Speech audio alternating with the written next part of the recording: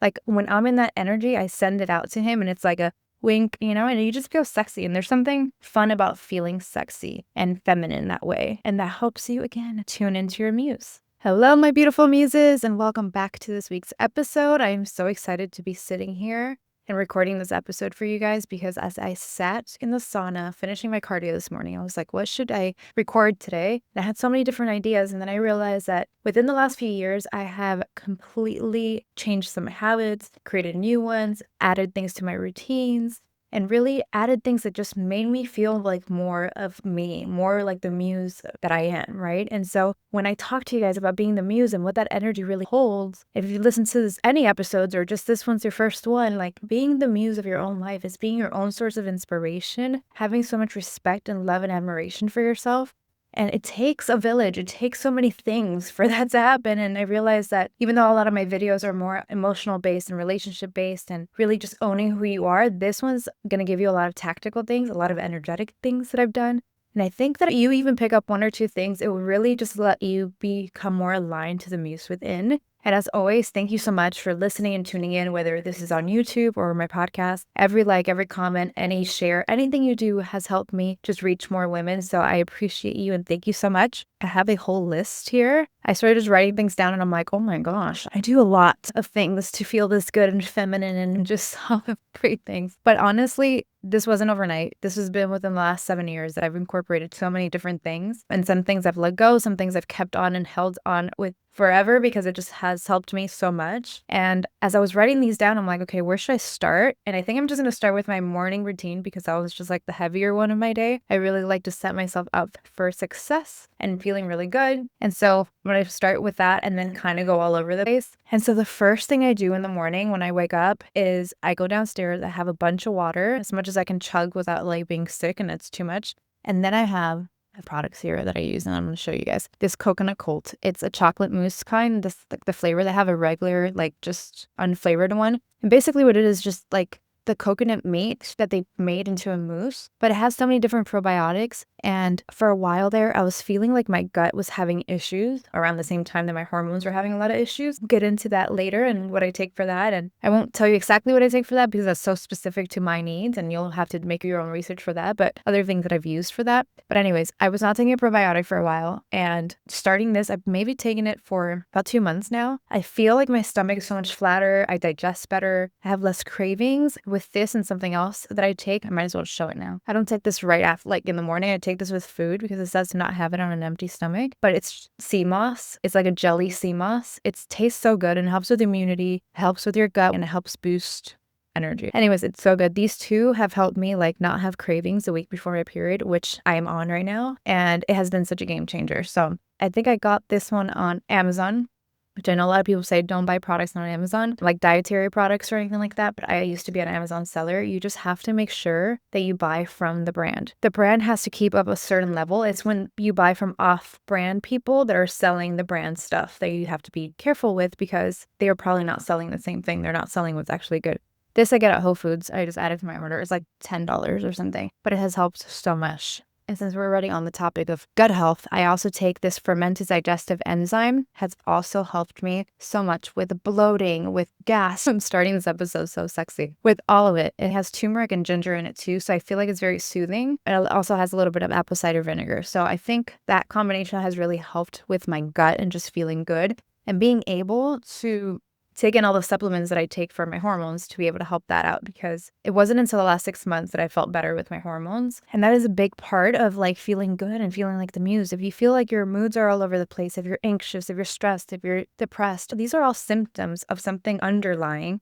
And for a while, I felt so off, especially when I lost my menstrual cycle for a few months. And so it's been a whole journey. The last 6 months, I finally have found somebody that has helped me and actually saw what I needed and made something super tailored and personalized to me. But before that, I was like lost. I was doing acupuncture. I was just trying to figure things out that maybe could help. And it was very frustrating. So that did not help me feel good. And so I'm here to just show you some of the things that I've done. And I also, first thing in the morning is that I thank God every single day. I have so much gratitude in my heart, even when I wake up moody on the wrong side of the bed, because I do that too a lot. I don't wake up all just chirpy and like a Disney princess. I am not a morning person, actually. I think that my routine in the morning is the heaviest because I'm so like sluggish and not morning person that I feel like I had to really set myself up for success. And so I have gratitude first thing in the morning. I have my coconut cold, and as I'm drinking my coffee with some collagen in it, that has helped with my hair growth because I lost so much of my hair too when I was going through hormone issues. I have my coffee and I'm thanking God. I'm like, thank you, God. Yes, we have a beautiful view where we live, but I'm just so thankful to just be alive.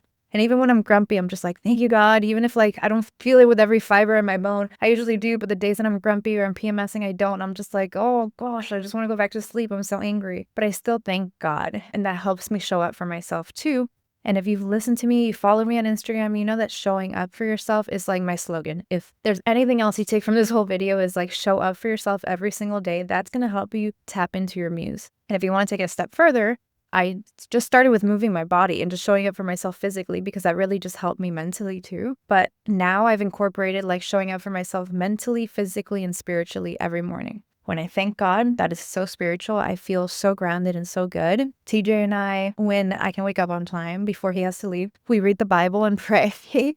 About like 80% of the month, I would say, or 70% of the month. Let me be really honest. 70% of the month, we read the Bible together and we pray in the morning before he leaves. He leaves a little earlier than I do. I am thankful and I thank God for this too. I have a very flexible morning. And so starting my day with that spirituality, with that love, with that grace for like just the life that I live and just like that gratitude. I know people talk about it, gratitude, but really if you can't be grateful for what you have, whether it's big or small, how can you think you're worthy of more? How will you be a magnet to more? And so a lot of the things that I'm going to talk about here is like really, it's more of a feminine loving thing because they've really just helped me in so many different ways to just become magnetic, to become confident, to become all these different things. And so I do that. I thank God. The ways that I show up for myself mentally is that I journal if I need it. So like if I wake up and my mind is super messy and all over the place and kind of wild and kind of crazy, or at night, I'll do this too because sometimes it's like the whole day just doesn't go away after it's nighttime, right? It's still just lingering. I have to journal and I have to put it out. When I journal and I write things down, it gets out of my brain and into paper. And most of the time, it doesn't feel that stressful or that scary or that annoying anymore. So that's another way to show up for myself mentally.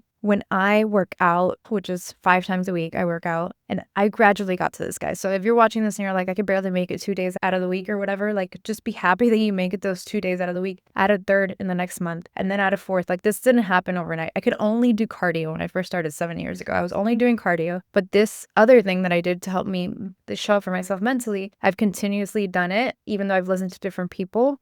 And how I educate myself. When I do cardio, I listen to either a podcast or something educational, something that will get me into the mindset of let's go, let's get this done. This is going to be a great day. Oh my gosh, that's such a good perspective shift. Oh my gosh. Like I listen to something mentally that's going to juice me up because if not, I'll be in the sauna because I go to hot work. So that's like sweating just makes me feel really good too, like physically. So we'll get to that. It's like when I work out physically, that's how I show up for myself. Or I'll go on walks if I'm on my period. But anyways, when I'm sweating and I'm like, it feels good after, but it's like dreadful. Like who wants to do cardio? Cardio is like the most annoying thing to do. And if I don't distract my mind's going to tell me, you don't have to do 20 minutes. Let's not do 30 minutes. Let's do 5. Let's do 10. You're hot. You're sweaty. You don't want to be here. It's going to start derailing me and derailing my whole morning. And so I trick my brain when I listen to other things because now I'm just focused on that. And it's usually very inspirational people and people that I look up to and I love. And so that person wouldn't get off the treadmill or off the bike that they're on. So I just stay on and it's helped me so much.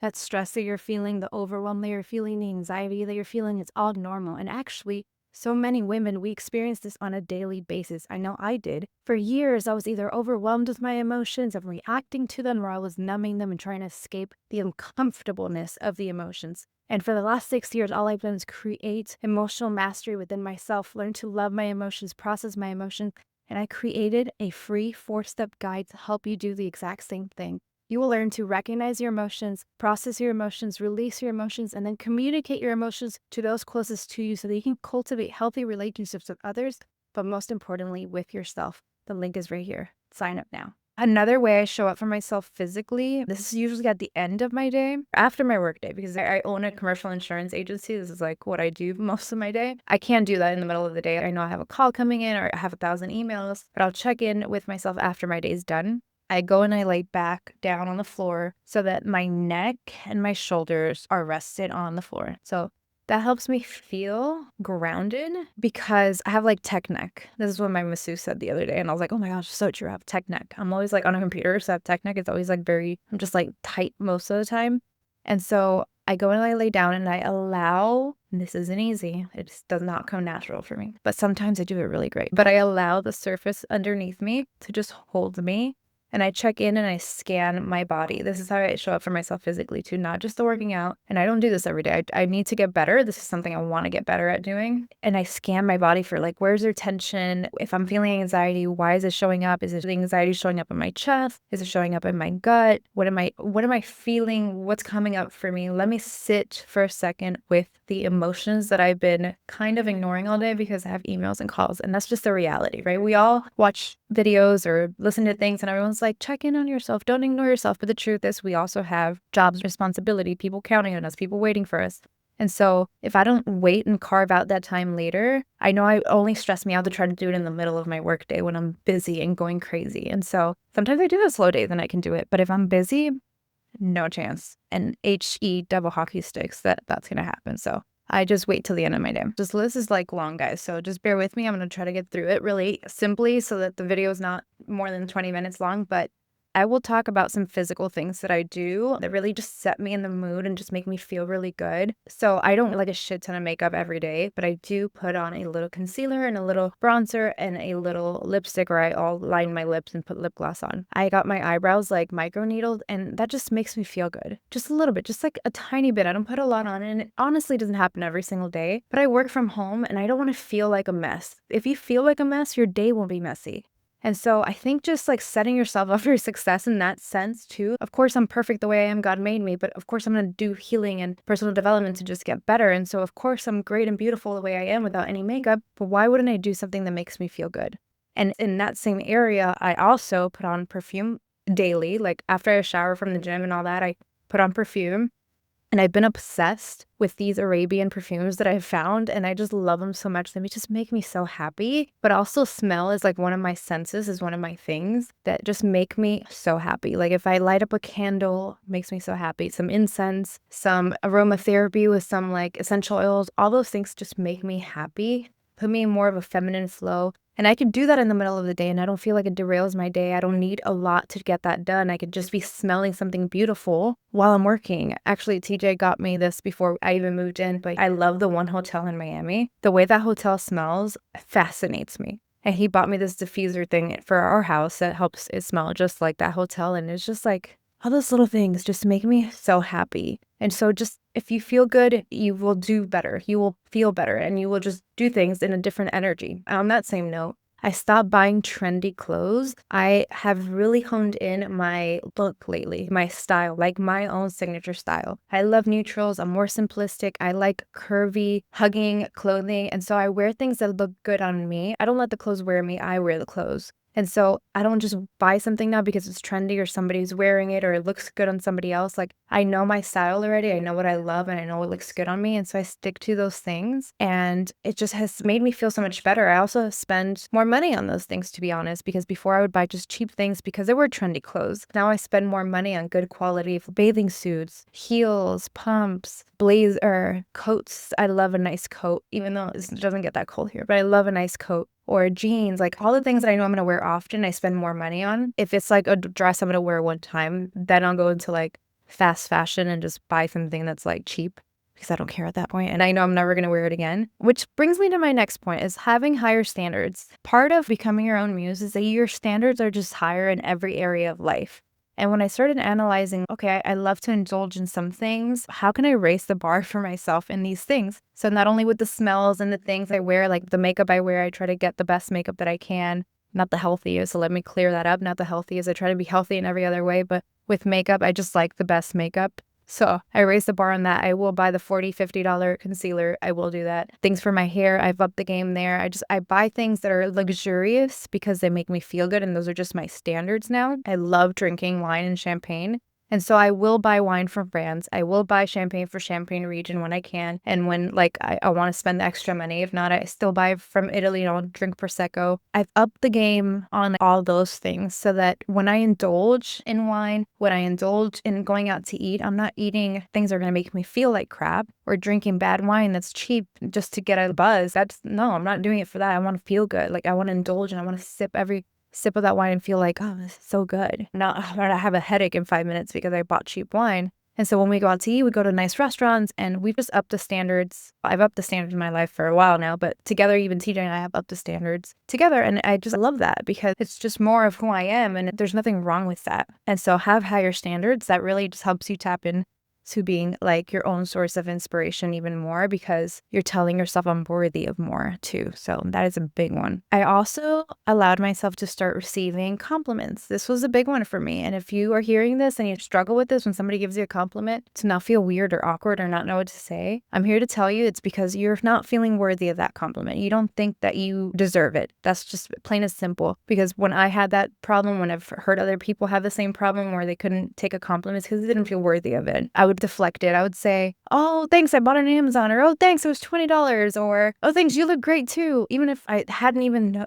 seen what they were wearing, it was just like I was always constantly trying to deflect the compliments. And I realized, no, I'm just going to take it. And so now I just look at that person straight in the eye and I'm like, thank you so much. Like, I appreciate that. And I do get a lot of compliments. I think because I am in that receiving energy. When I go out, I get so many compliments. And I really think it's so kind when people do that. I'm like, thank you so much for taking a minute to want to say that to me, you know?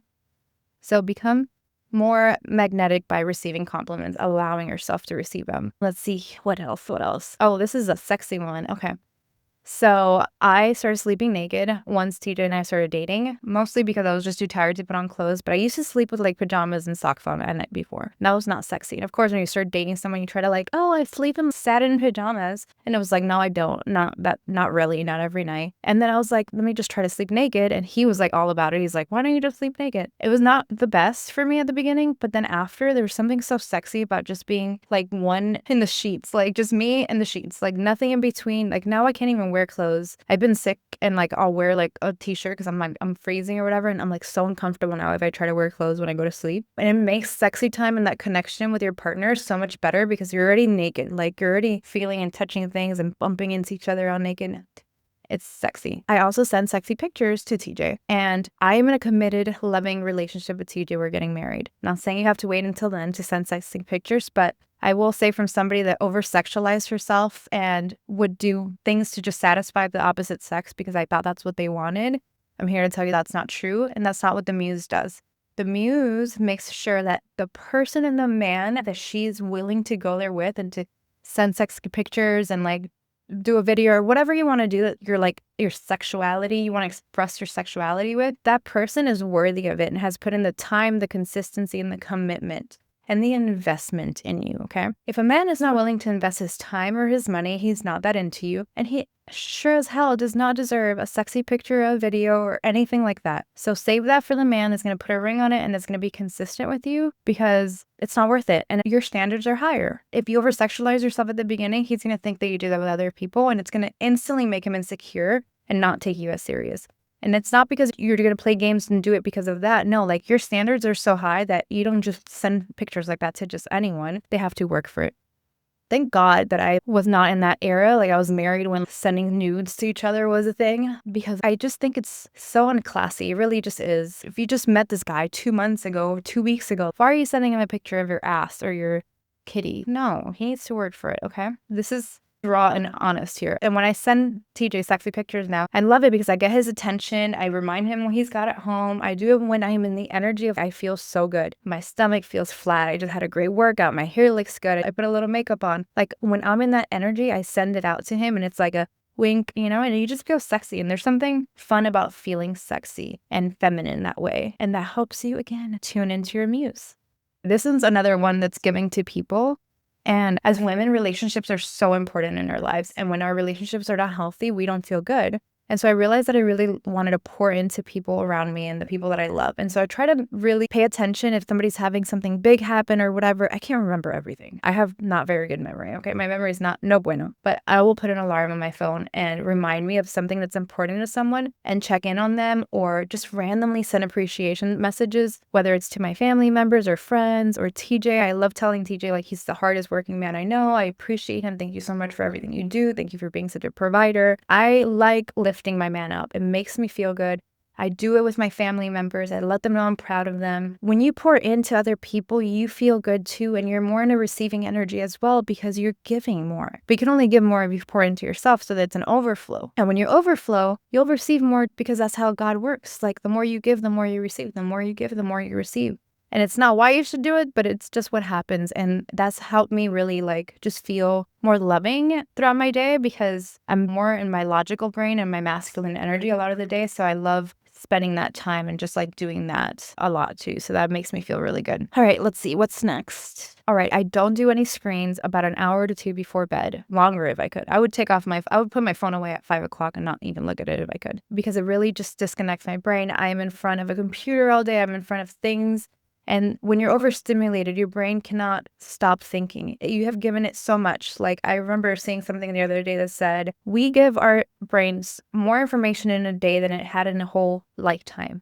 And so if you feel overwhelmed, you're probably consuming too much. And so at least give yourself an hour in the morning also without anything. Like, I don't use my phone for an hour in the morning at least. And then 1 to 2 hours before bed, so that you can sleep well, so that you can feel good, so that you can feel like, oh, okay, that was like really good. I feel like I slept well tonight. And I'll talk about this.